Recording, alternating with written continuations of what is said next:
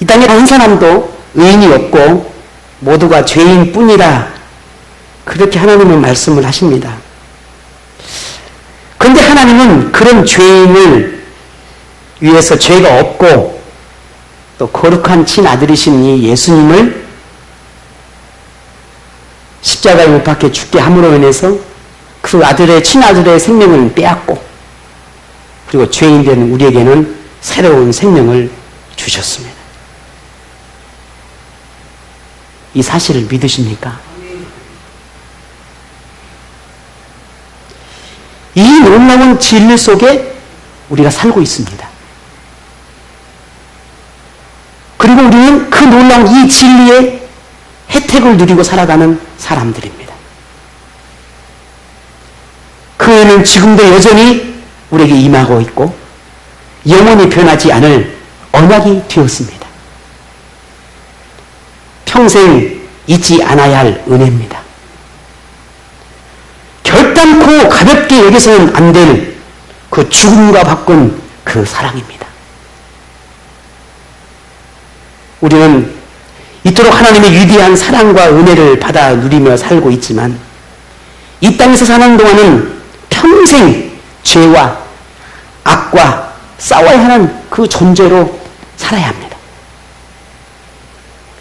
육신의 정욕, 안목의 정욕, 이생의 자랑이라고 하는 이 욕망을 우리는 떨쳐버릴 수가 없습니다. 하나님의 은혜를 받았으니 하나님의 가르침대로 살아야 함이 마땅하지만 여전히 우리는 변화되지 않는 죄의 습관들을 가지고 살아가고 있습니다. 세상을 향해 혹은 그 어떤 다른 것들을 향해 우리는 계속해서 손가락질만 하고 있습니다. 정작 변해야 할 나는, 정작 하나님 앞에 거듭나야 할 나는 변하지 않습니다. 하나님의 은혜를 아는 우리는 그 하나님의 은혜를 내 가슴에 내 영혼에 채워야 하지만 그러나 정작 채워야 할 그곳에 하나님의 은혜가 아닌 다른 것들이 채워져 있습니다. 잠시 하나님의 은혜는 지나가는 그저 스쳐 지나가는 통로처럼 가랑비처럼 그렇게 여겨져 버립니다. 생활이 편안할 때는 믿음이 좋은 듯 하지만 그러나 시련이 닥치면 금방 무너져 내려버립니다. 물론 누구든지 시련을 만나고 고통 속에서 흔들림을 경험할 수는 있습니다. 그렇지 않는 사람이 이 땅에 아무도 없습니다. 저도 요즘 많은 고민과 생각과 수많은 갈등과 고민들이 있음을 고백하지 않을 수 없습니다. 여러분 역시 그리할 거라고 생각을 합니다. 그렇게 시련이 다가오고 그렇게 어렵고 힘든 상황이 되면 누구나 흔들립니다. 무너지고 넘어질 수 있습니다. 하지만 참 믿음의 사람, 정말 하나님의 은혜를 품고 살아가는 사람, 예수의 십자가를 붙들고 살아가는 사람은 믿음을 저버리지 않습니다. 왜냐하면 그 가치를 알기 때문입니다. 세상 어떤 것도 비교할 수 없는 그 놀라운 그 가치, 무엇과도 바꿀 수 없는 그 가치, 내 생명보다 더 귀한 그 구원의 십자가의 그 가치를 알기 때문입니다. 그래서 우리 믿음의 선배들은 자신의 생명을 버리면서까지 그 복음을 지켰습니다. 우리 믿음의 선배들은 기꺼이 자신의 삶을 던졌습니다. 그렇게 복음이 지켜지고 또 지켜져서 1000년, 2000년, 지금까지 그렇게 전 세계 열방 가운데 복음이 흐르고 있습니다. 그게 믿음의 사람이 심어놓은 열매였고 죽음도 아까워 여기지 않는 그들의 삶의 헌신, 그 순교가 지금 이렇게 그 복음이 전 세계로 흐르게 할 수 있었습니다. 그런 믿음의 사람은 과거로 돌아가지 않습니다.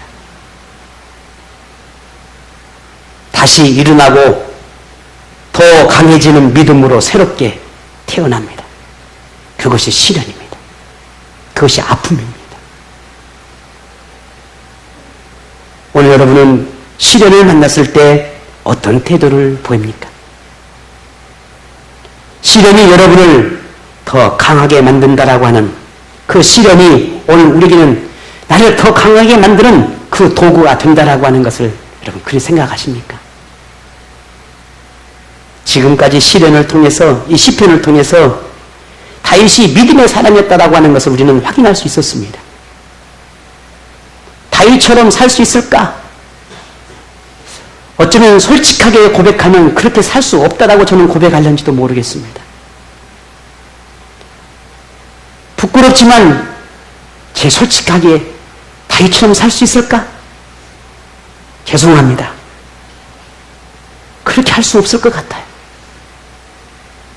미친 듯이 하나님을 사랑하고 세상 그 어떤 것보다 하나님을 의지하며 그 무엇보다 하나님만 자랑하고 사랑하고 그 어떤 것도 다 내려놓고 포기하면서까지 하나님만 의지하며 살 수 있을까?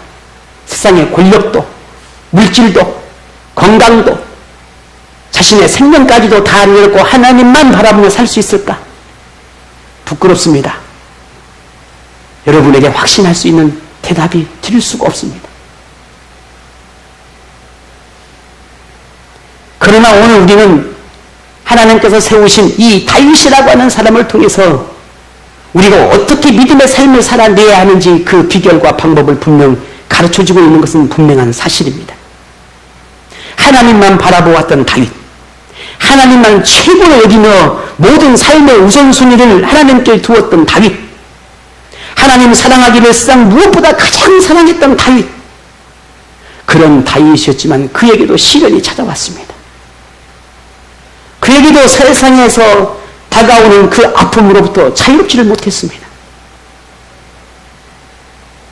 오직 은혜, 오직 믿음, 오직 하나님만 바라보며 살면서 그렇게 하나님 안에서 살고 싶었지만 그도 그 시련과 아픔으로부터 자유롭지를 못했다는 겁니다. 그런 삶을 살면 시련이 없을 것 같고 아픔이 없을 것 같고 상처가 없을 것 같고 고통이 없을 것 같지만 그렇지 않습니다. 수없이 많은 유혹과 갈등과 절망과 두려움과 실패와 질병과 아픔과 상상할 수 없는 많은 것들이 생각지도 않았던 수많은 것들이 우리에게 다가옵니다. 그런데 이때 우리는 이런 상황 속에서 이런 환경을 만날 때에 두 무리의 사람으로 나누어집니다. 그중 하나인 다윗은 하나님을 더욱 의지하고 오직 하나님만 바라보며 그 시련을 극복하고자 했습니다. 지난 시간 본문을 통해 말씀을 통해서 그런 삶을 살고자 그의 영적인 열망이 얼마나 컸는지 우리는 보았습니다. 자, 그렇다면 다른 부류의 사람은 어떤 사람일까요?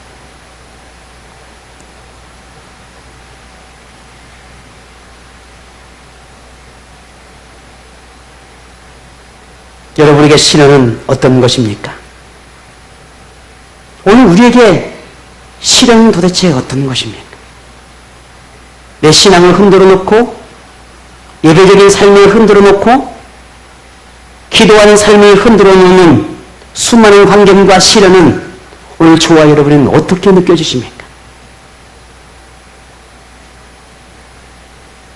더 무너지고 도망치고 절망으로 치닫게 하는 이 시련을 우리는 그렇게 바라보고 있는지도 모릅니다.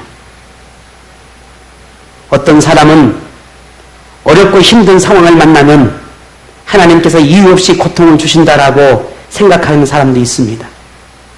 그러나 하나님은 근본적으로 하나님의 자녀가 시련을 만나 고통 속에 있는 것을 결코 원하지 않습니다. 그럼에도 하나님께서 시련을 허락하신다면 반드시 이유가 있습니다. 거기에는 분명히 이유가 있습니다. 분명한 사실은 시련이 흔히 생각하는 절망이나 고통이나 좌절의 도구가 아니다는 겁니다. 자녀를 향한 부모의 회초리가 고통스럽고 슬퍼하고 아파하고 절망으로 그런 삶으로 치닫고 살아가기를 바라서 회초리를 드는 부모는 이 땅에 아무도 없습니다. 저도 우리 아이들을 키울 때 회초리를 듭니다. 지금은 그럴 일이 별로 없습니다만. 여러분, 제가 회초리를 또 어느 정도 여러분 회초리 든다고 생각하십니까? 그냥 이놈의 시기. 그렇게 말한다고 그러겠습니까? 저는 그렇지 않습니다. 우리 찬양가가 있습니다만, 네. 여러분 생각한 것 그 이상입니다. 그러나 그 이유와 그 목적과 그 엄마 아빠의 뜻과 그 모든 것들을 충분히 설명하고 이해시키고 권면하고 그렇게 우리 아이들을 그리고 회초리를 듭니다.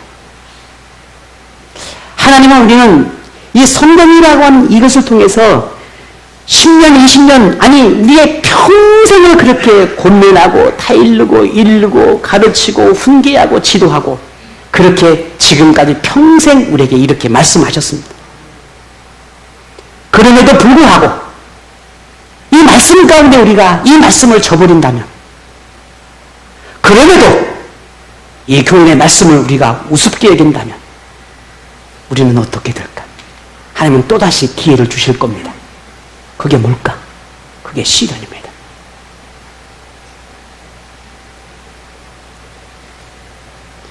하나님은 우리의 영혼을 구원하고 싶어 하시는 분이십니다. 그냥 이 땅에서 잘 살고 잘 먹고 부자 되고 그냥 성공적인 삶을 살라는 것이 하나님이 궁극적으로 원하는 게 아닙니다. 하나님이 진정으로 원하는 것은 우리의 영혼의 구원입니다. 그래서 이 땅에 살면서 필요하니까 물질도 주고 건강도 주고 필요하니까 삶의 성공적인 삶도 허락하십니다. 그러나 그도 아니라면, 그럼에도 불구하고 하나님의 구원하신 그 뜻을 발견하지 못한다면 어쩌면 하나님은 그 모든 걸 다시 거두실 것입니다. 오늘 본문 속의 다윗은 시련과 고통 속에서 괴로워하고 있습니다. 다윗을 미워하고 다윗을 괴롭히는 수많은 사람들로 인해서 너무너무 힘들어하고 있습니다. 이런 상황에서 그가 어떻게 시련을 대하는지, 시련 속에서 하나님을 향한 그의 믿음은 어떠한지를 오늘 본문을 통해서 우리가 좀 살펴보려고 합니다. 우리가 이미 알고 있듯이 다윗은 시련 앞에서 도망치거나 그의 신앙이 퇴보하지 않습니다. 오히려 더 하나님을 가까이 함으로 하나님의 곁에 떠나지 않습니다. 그리고 오늘 이 시련을 오히려 자신을 돌아볼 수 있는 기회로 승화시켰습니다. 늘 종종 제가 그런 말씀을 드립니다만 참 멋진 사람입니다. 대부분 저를 포함해서 모든 사람들이 어떤 어려움이 다가오면은 그 어려움의 이유나 그 어려움의 그 어떤 근본 이유를 자꾸 외부에서 찾습니다. 환경에서 찾습니다. 다른 사람에서 찾습니다. 자기 자신을 돌이켜보려고 하지 않습니다. 그런데 오늘 다윗은 자신의 모습을 봅니다. 시련을 통해서 자신을 봅니다. 오늘 본문 6절에 여호와여 주의 긍휼하심과 인자하심이 영원부터 있사오니 주여 이것들을 기억하옵소서.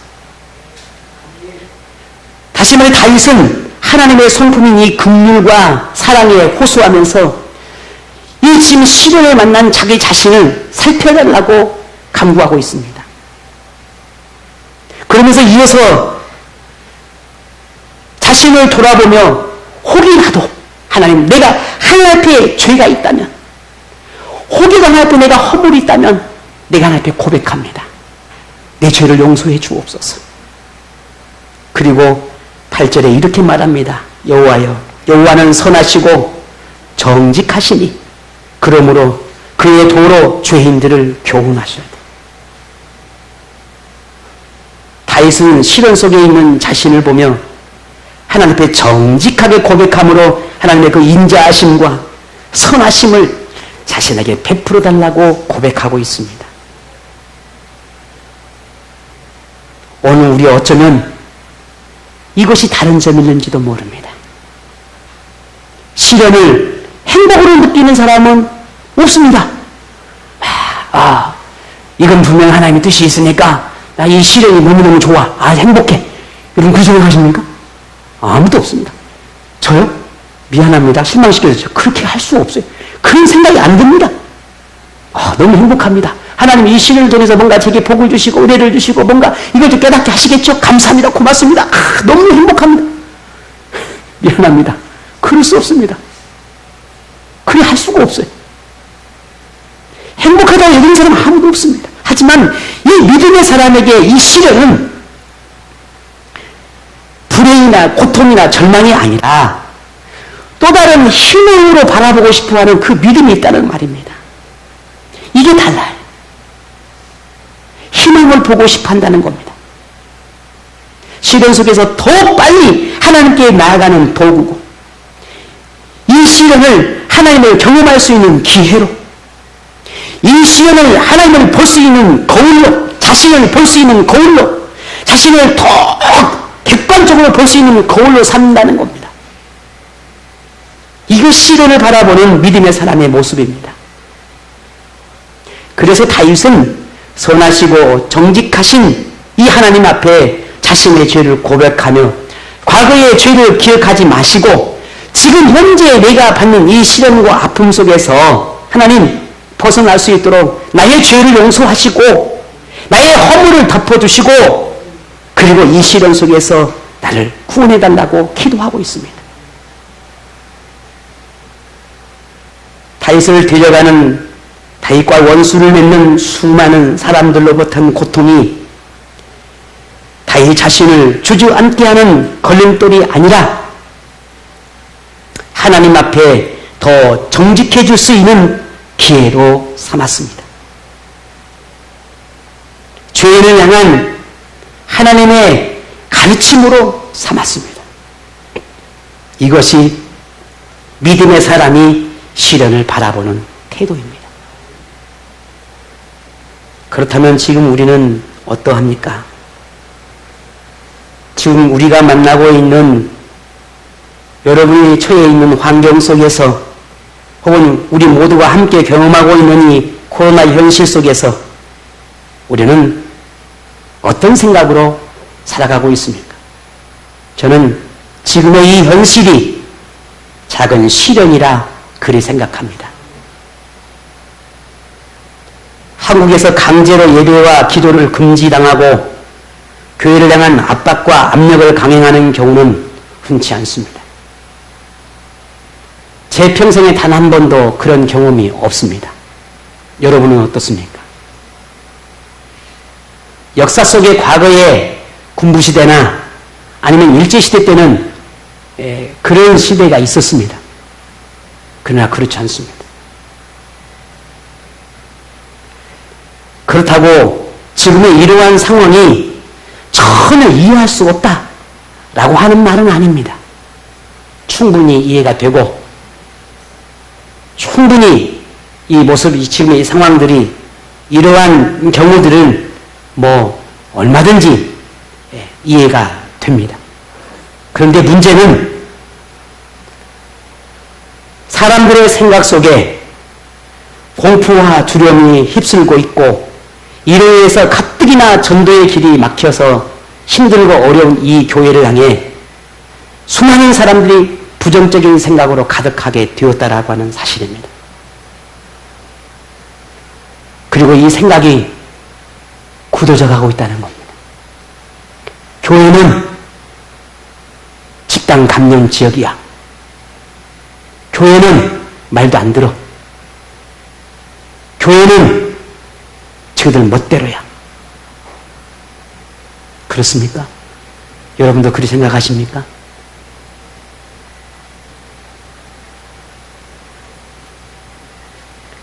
오늘 우리는 설령 세상이 그렇게 생각한다 할지라도 현실을 바라보는 오늘 우리의 생각과 마음은 달라야 합니다. 그럼에도 여전히 교회는 서로 다른 생각 때문에 다투고 싸우고 여전히 분쟁을 일삼고 있습니다. 하나가 돼도 부족할 판에 지금 세상 속의 교회는 그렇게 악의 다툼을 하고 있습니다. 여러분 알고 계십니까? 우리나라에서 이 코로나 바이러스 항체를 개발하기 위해서 많은 노력을 하고 있는데 최근에 신천지 신도 500명이 항체를 개발할 수 있도록 이걸 기증을 했다는 이야기가 돕니다. 사실인지 아닌지 제가 확인하지 않았기 때문에 보도된 거에 의하면 그렇습니다.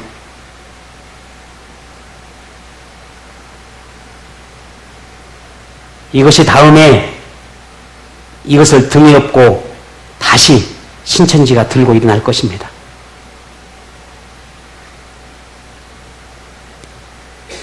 그들의 그 악함이 꺾이지 않고 있습니다. 그들의 추함이 꺾이지 않고 있습니다. 이러한 때에 오늘 우리 믿음의 사람이, 오늘 이 한국 교회가 아직도 자신의 생각만 주장하고 다투고 싸우고 있다면 교회가 어떻게 되겠습니까? 만일 지금의 사태가 길어진다면 확연하게 드러나게 될 것입니다. 교회는 계속해서 축소될 것이고 하나님과 멀어지는 그리스도인들은 속출하게 될 것입니다. 심지어 교회를 떠나는 그리스도인들이 점점 더 많아질 것입니다. 단지 잠시 교회와 멀어지는 것이 아니라 신앙을 잃어버린 사람들이 많아질 거란 말입니다.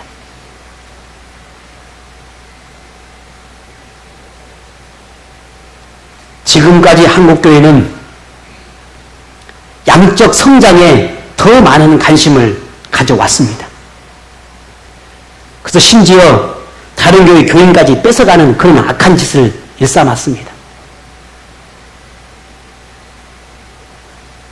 한 영혼이 예수님을 만나서 구원의 감격을 경험하고 하나님의 은혜를 평생 기억하도록 그렇게 가르쳐야 할 교회가 그저 숫자 늘리는 데에 혈안이 되어 있는 게 사실이었습니다. 흔히 유명한 목사들의 교회는 문턱이 닳도록 차고 넘치고 이름도 없이 빛도 없이 하나님의 뜻에 따라 순교자의 마음을 가지고 충성하고 헌신하는 교회는 점점 더 교인 수가 줄어가고 있습니다. 여러분 이러한 상황과 사태를 보면서 여러분 어떤 생각을 하십니까? 개인은 스스로 자신의 죄인임을 인식하지 못하고 하나님 앞에 실수와 허물을 가볍게 여기는 신앙으로 살아가고 있습니다. 마음을 즐겁게 하는 설교나 위로와 격려와 축복이 담긴 설교만을 원합니다. 죄를 책망하고 하나님 앞에 헌신을 요구하고 세상과 구별된 생활을 거룩한 생활을 선포하는 메시지에는 귀를 닫아버립니다. 쉽고 편한 신앙생활을 더 원하고 좁고 험한 헌신의 길을 피합니다. 개인의 신앙에만 관심을 가질 뿐 교회 안에서 믿음의 식구들과 함께하는 공동체적인 신앙은 원하지 않습니다. 공동체와 한 믿음의 식구들을 아끼고 사랑하는 영적 가족에 대한 이 애착이 점점 사라지고 조금만 힘들면 교회를 옮겨 다니는 그런 그리스도인들이 지금 현실의 그리스도인들입니다. 흔히 하나님을 버리고 세상으로 돌아가기 전까지는 내가 섬기는 교회는 평생 이 교회 하나뿐이다라고 생각하며 살았던 그런 우리의 믿음의 선배들이었습니다. 그러나 지금은 그렇지 않습니다. 물론 불가피하게 어떤 상황 때문에 교회를 옮기는 걸 제가 말씀을 드리는 것이 아닙니다.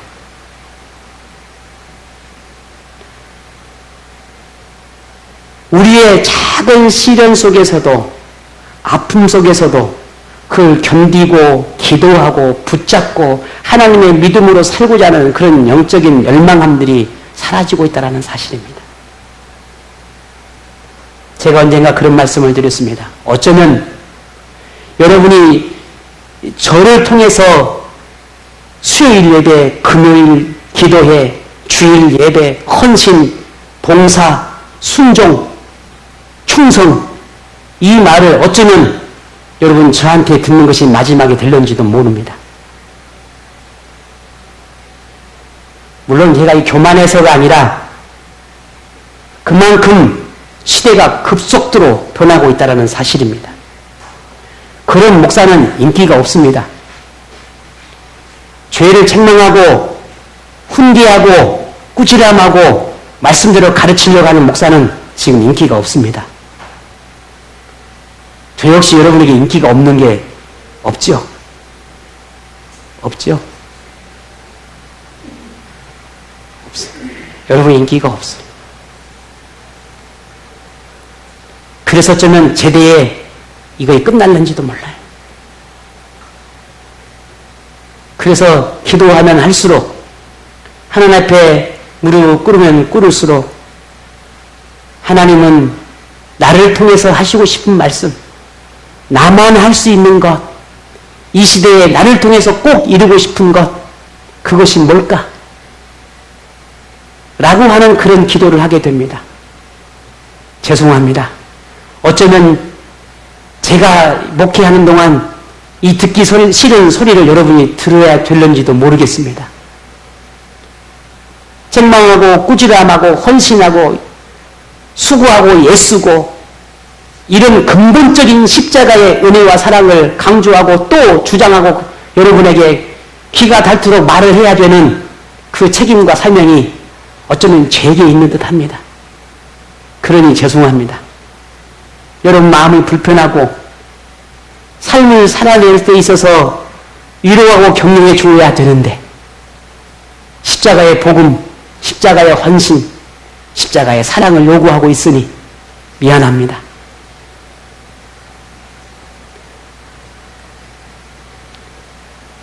그러니 저를 이해해 주시고 기도해 주십시오.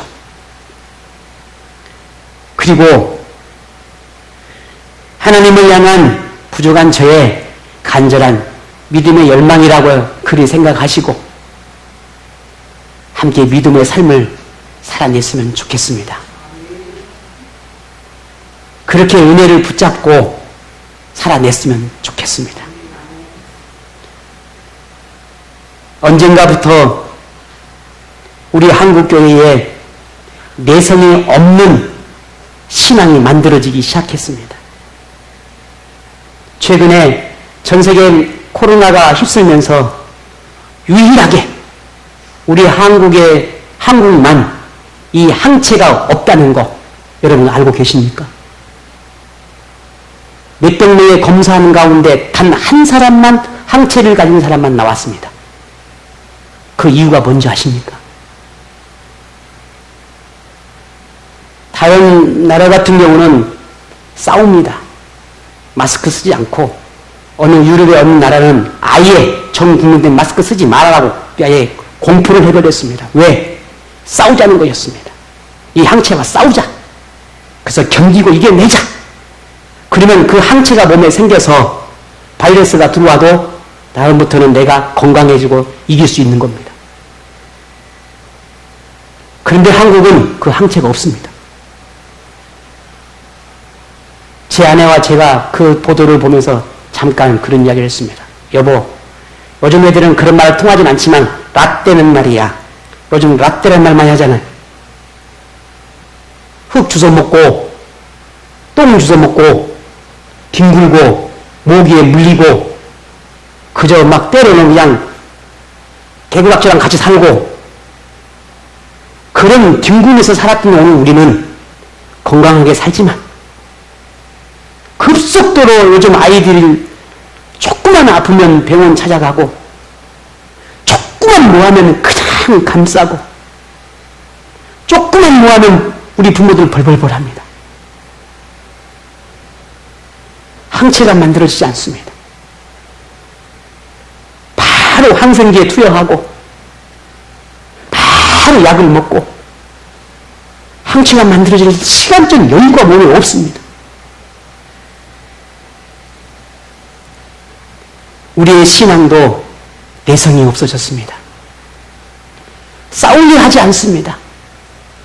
이 힘들고 어려운 이 믿음, 그나마도 힘들고 어려운데 굳이 이렇게까지 싸우고 힘들면서 뭐하러 신앙생활을 이렇게 어렵게 힘들게 하겠냐는 겁니다.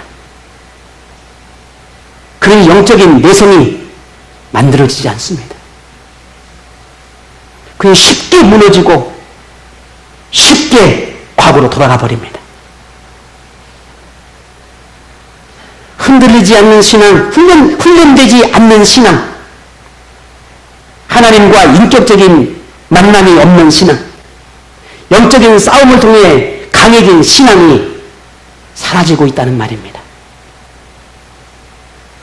십자가를 붙드는 신앙, 천국을 소망하는 신앙, 하나님의 말씀에 순종하는 신앙,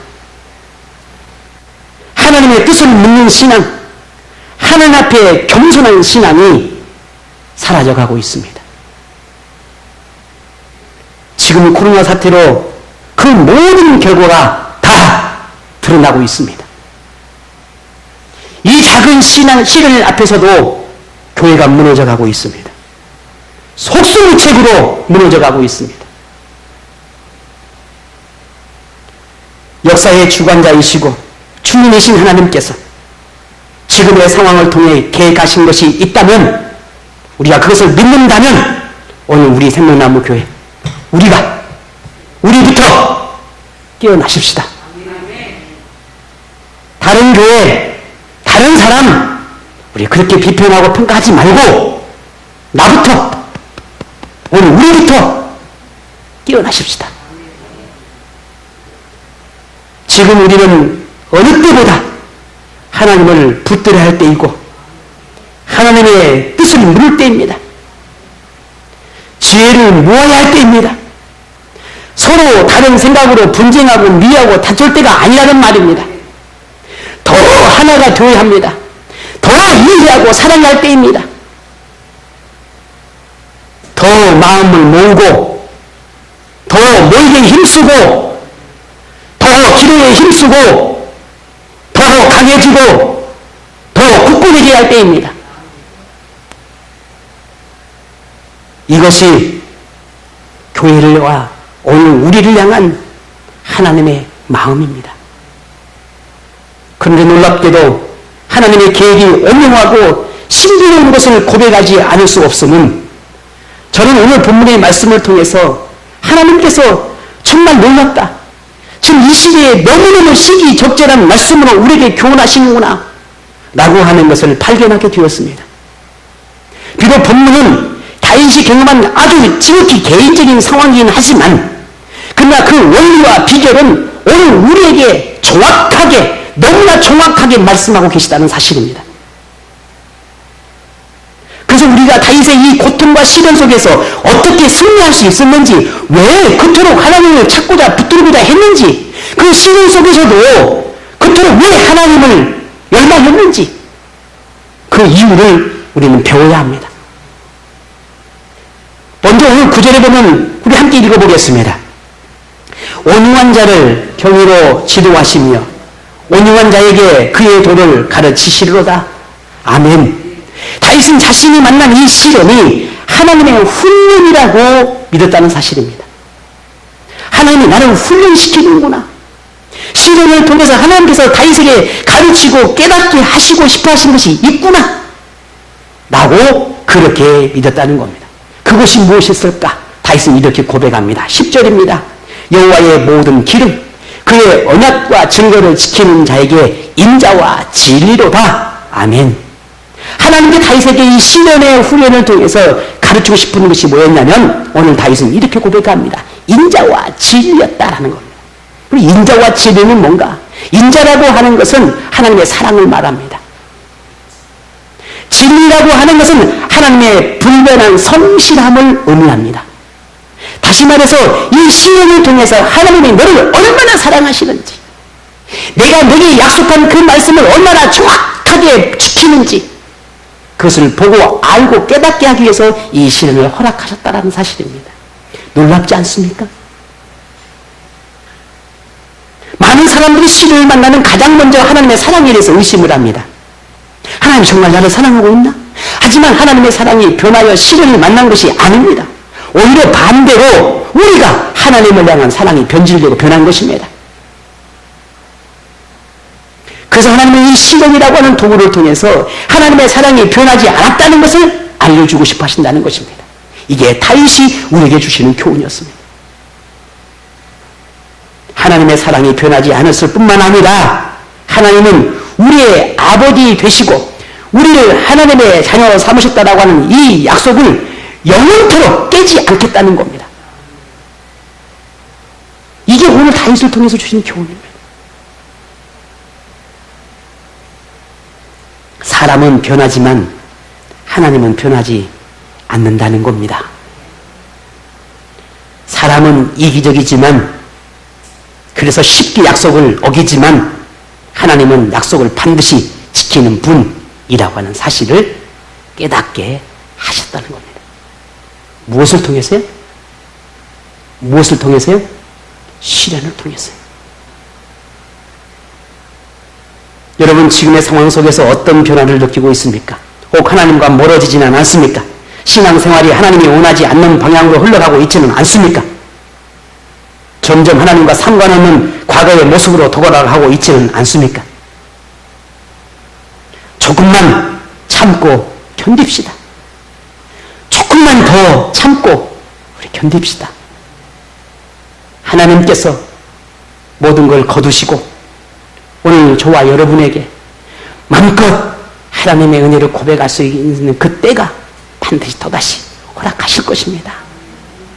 그러니 조금만 더, 그러니 조금만 더 이 상황을 우리가 믿음으로 붙잡고 견뎌내십시다. 하나님과 멀어지지 않도록 더 영적으로 깨어있도록 하십시다. 우리 공동체가 서로 하나가 되고 믿음으로 그렇게 극복해 가기를 원합니다. 하나님의 마음, 하나님의 생각, 하나님의 뜻을 묻고 기도하며 그렇게 우리가 서로 격려하며 이겨내십시다. 지금처럼 어렵고 힘든 시기에 더 하나님과 교회와 믿음의 가족을 사랑하고 격려하고 이루하고 섬기며 그렇게 참고 견뎌내십시다. 이것이 하나님 원하는 거 아니겠습니까? 우리 공동체가 하나님의 마음에 합한 공동체, 하나님의 자녀이기를 바랍니다.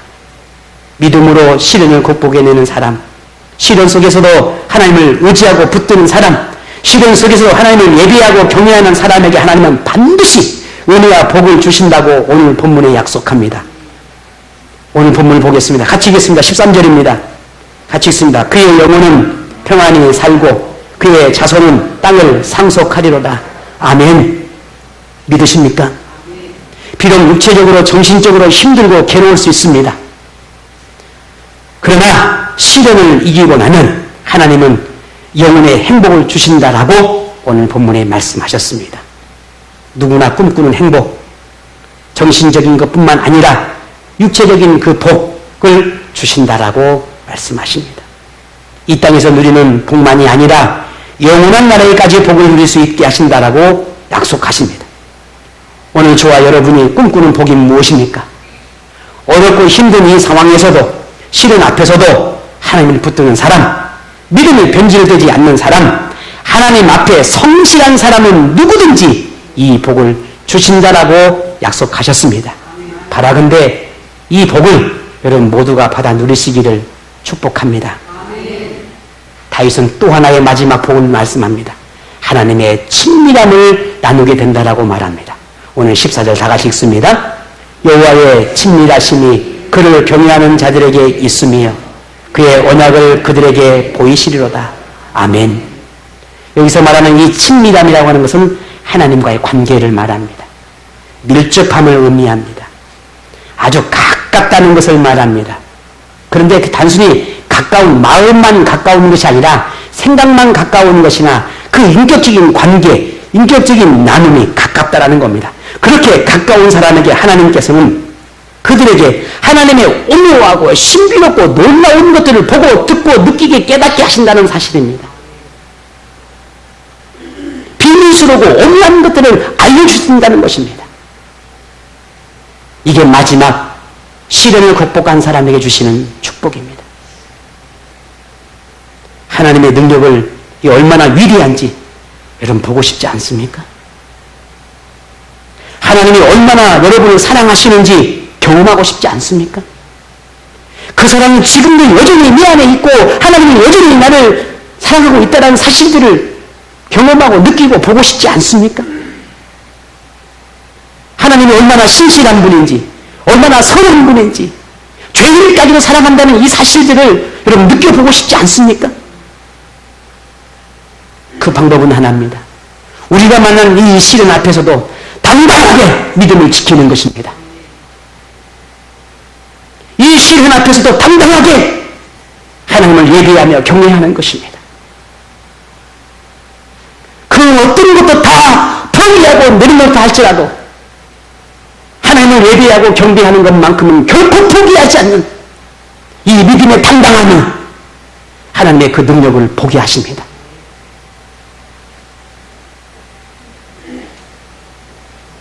오늘 저와 여러분, 지금의 이 시련을 이기고 나면 오늘 우리는 반드시 고백하게 될 것입니다. 하나님을 사랑하는 사람, 하나님을 의지하는 사람, 하나님 곁에 머무는 사람, 어떤 상황에서도 믿음을 저버리지 않는 사람, 하나님의 가르침을 따라 순종하는 사람에게는 하나님의 약속의 말씀이 반드시 이루어졌다라고 하는 사실들을 선포하게 될 것입니다. 나에게 하나님은 이렇게 말씀하셨어. 하나님 나에게 이렇게 역사하셨어라고 하는 이 고백이, 이 선포함이 오늘 우리의 모두의 이술의 고백이 되기를 원합니다. 하나님의 약속을 믿는 사람, 하나님의 선하심을 믿는 이 다윗처럼 오늘 우리도 고백하십시다. 어떻게? 오늘 본문 15절처럼 우리 함께 고백하겠습니다. 내 눈이 항상 여호와를 바라보면 내 발을 그물에서 벗어나게 하실 것이미로다. 아멘.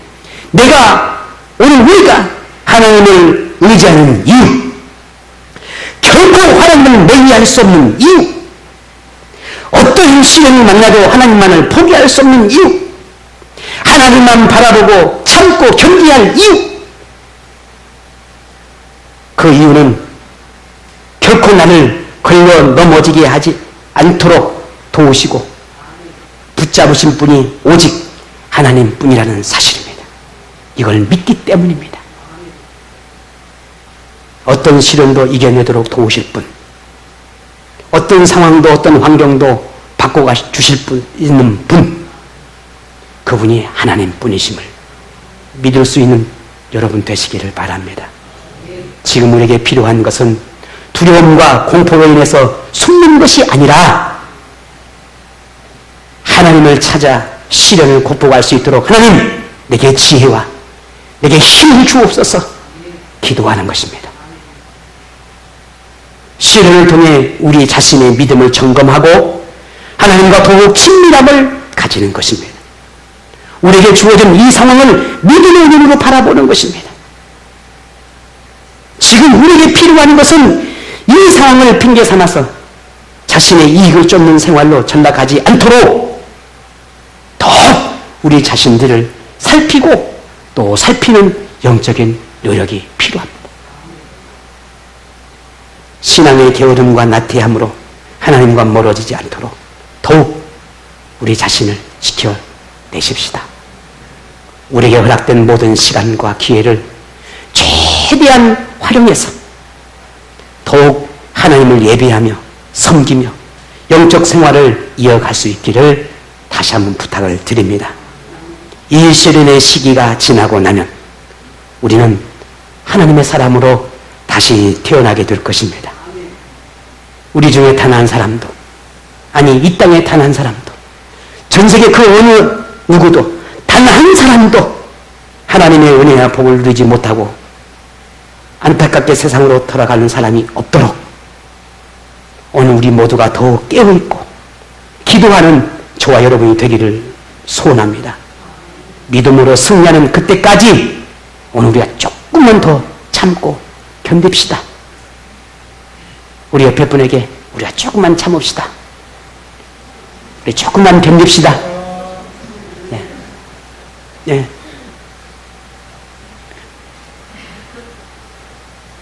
어찌자는 거예요? 조금만 견딥시다. 시련을 이기는 사람에게 주시겠다라고 약속이 있지 않습니까? 그러니 우리 이 약속 바라보며 여러분 모두가 오늘 이 시대가, 이 상황이 오히려 축복이 되고 오늘 여러분에게 오히려 더 하나님의 큰 은혜를 누릴 수 있는 기회가 되기를 주의 이름으로 축복합니다.